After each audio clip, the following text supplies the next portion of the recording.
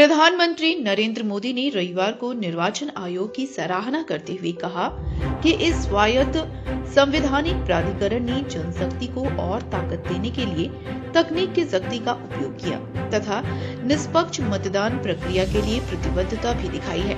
मोदी ने आकाशवाणी के मासिक रेडियो कार्यक्रम मन की बात की ताजा कड़ी में 25 जनवरी को मनाए जाने वाले राष्ट्रीय मतदाता दिवस से पहले और भारतीय जनता पार्टी के पक्ष में कथित पक्षपात को लेकर विपक्ष की लगातार आलोचनाओं के बीच आयोग की सराहना की। भारतीय निर्वाचन आयोग की स्थापना 25 जनवरी को हुई थी। इस दिन को राष्ट्रीय मतदाता दिवस के रूप में मनाया जाता है। प्रधानमंत्री ने कहा, मैं चुनाव आयोग को धन्यवाद दूंगा जिसने समय समय पर हमारी मतदान प्रक्रिया को आधुनिक बनाया है और उसे मजबूत किया है। आयोग ने जनशक्ति को और शक्ति देने के लिए तकनीक की शक्ति का उपयोग किया। मैं चुनाव आयोग को निष्पक्ष चुनाव की उनकी प्रतिबद्धता के लिए बधाई देता हूं। प्रधानमंत्री की यह टिप्पणी ऐसे समय में आई है जब विपक्षी दल चुनावी प्रक्रिया के कुछ पहलुओं और इलेक्ट्रॉनिक वोटिंग मशीनों की विश्वसनीयता पर लगातार सवाल उठा रहे हैं। उन्होंने लोगों से लोकतांत्रिक प्रक्रिया का हिस्सा बनने और इसे सशक्त बनाने के लिए बड़ी संख्या में मतदान प्रक्रिया में भाग लेने की अपील भी की। प्रधानमंत्री ने कहा कि आजादी के बाद देश में जब 1951-52 में पहली बार चुनाव हुए तो कुछ लोगों को संशय था कि क्या देश का लोकतंत्र जीवित रहेगा। उन्होंने कहा, लेकिन हमारे लोकतंत्र ने सारी आशंकाओं को गलत साबित किया। आखिर भारत लोकतंत्र की जननी है। बीते दशकों में भी देश का लोकतंत्र सशक्त हुआ है, समृद्ध हुआ है। मोदी ने कहा कि मन की बात का यह कार्यक्रम इस महीने के अंतिम रविवार की बजाय तीसरे रविवार को आयोजित किया गया है क्योंकि अगले रविवार को गणतंत्र दिवस है। आमतौर पर यह कार्यक्रम महीने के आखिरी रविवार को होता है। उन्होंने कहा कि इस बार का गणतंत्र दिवस बहुत विशेष है क्योंकि ये भारतीय गणतंत्र की 75वीं वर्षगांठ है। प्रधानमंत्री ने इस दौरान संविधान सभा में बहस के दौरान बाबा साहेब भीमराव अंबेडकर, राजेंद्र प्रसाद और श्यामा प्रसाद मुखर्जी की संबोधनों के ऑडियो क्लिप का कुछ अंश भी सुनाया।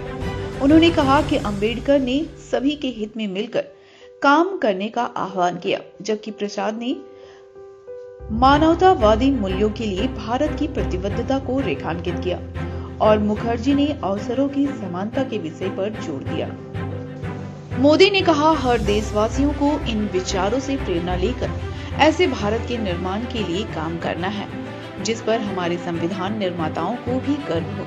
उन्होंने अंतरिक्ष में भारत का पहला निजी उपग्रह समूह लॉन्च किए जाने और 2 उपग्रहों की सफल डॉकिंग सहित विज्ञान के क्षेत्र में हासिल हालिया उपलब्धियों को गिनाते हुए कहा कि ये साबित करता है कि भविष्य की चुनौतियों का समाधान देने के लिए देश के वैज्ञानिक और नवोन्मेषक कितनी दूरदृष्टि रखते हैं। उन्होंने कहा कि साल 2025 की शुरुआत में ही भारत ने अंतरिक्ष के कई क्षेत्र में कई ऐतिहासिक उपलब्धियां हासिल की हैं और उन्हें यह बताते हुए गर्व हो रहा है कि अंतरिक्ष के क्षेत्र की एक भारतीय स्टार्टअप पिक्सेल ने अपना भारत का पहला निजी उपग्रह कॉन्स्टलेशन फायरफ्लाई सफलतापूर्वक लॉन्च किया है। मोदी ने कहा, हर देशवासियों को इन विचारों से प्रेरणा लेकर ऐसे भारत के निर्माण के लिए काम करना है जिस पर हमारे संविधान निर्माताओं को भी गर्व हो। उन्होंने अंतरिक्ष में भारत का पहला निजी उपग्रह समूह लॉन्च किए जाने और 2 उपग्रहों की सफल डॉकिंग सहित विज्ञान के क्षेत्र में हासिल हालिया उपलब्धियों को गिनाते हुए कहा कि ये साबित करता है कि भविष्य की चुनौतियों का समाधान देने के लिए देश के वैज्ञानिक और नवोन्मेषक कितनी दूरदृष्टि रखते हैं। उन्होंने कहा कि साल 2025 की शुरुआत में ही भारत ने अंतरिक्ष के क्षेत्र में कई ऐतिहासिक उपलब्धियां हासिल की हैं और उन्हें यह बताते हुए गर्व हो रहा है कि अंतरिक्ष के क्षेत्र की एक भारतीय स्टार्टअप पिक्सेल ने भारत का पहला निजी उपग्रह कॉन्स्टलेशन फायरफ्लाई सफलतापूर्वक लॉन्च किया है। उन्होंने कहा कि यह दुनिया का सबसे उच्च विभेदन वाला निजी इमेजिंग सैटेलाइट कॉन्स्टलेशन है। उन्होंने कहा, इस उपलब्धि ने न केवल भारत को आधुनिक अंतरिक्ष प्रौद्योगिकी में अग्रणी बनाया है बल्कि यह आत्मनिर्भर भारत की दिशा में भी एक बड़ा कदम है। प्रधानमंत्री ने पिछले दिनों 2 उपग्रहों की सफल डॉकिंग का उल्लेख करते हुए कहा कि यह तकनीक अंतरिक्ष में अंतरिक्ष स्टेशन तक आपूर्ति सुनिश्चित करने और मिशन के सदस्यों के लिए अहम है।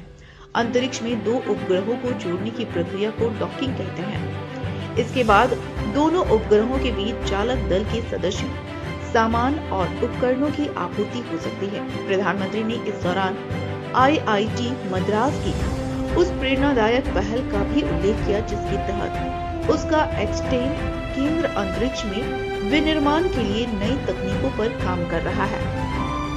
उन्होंने कहा कि यह पहला शोध भारत के गगनयान मिशन और भविष्य की अंतरिक्ष स्टेशन को मजबूती देगा और इससे विनिर्माण में आधुनिक प्रौद्योगिकी के भी नए रास्ते खुलेंगे। उन्होंने कहा, ये सभी उपलब्धियां इस बात का प्रमाण है कि भारत के वैज्ञानिक और नवोन्मेषक भविष्य की चुनौतियों का समाधान देने के लिए कितनी दूरदृष्टि वाले हैं। हमारा देश आज अंतरिक्ष प्रौद्योगिकी में नए कीर्तिमान स्थापित कर रहा है।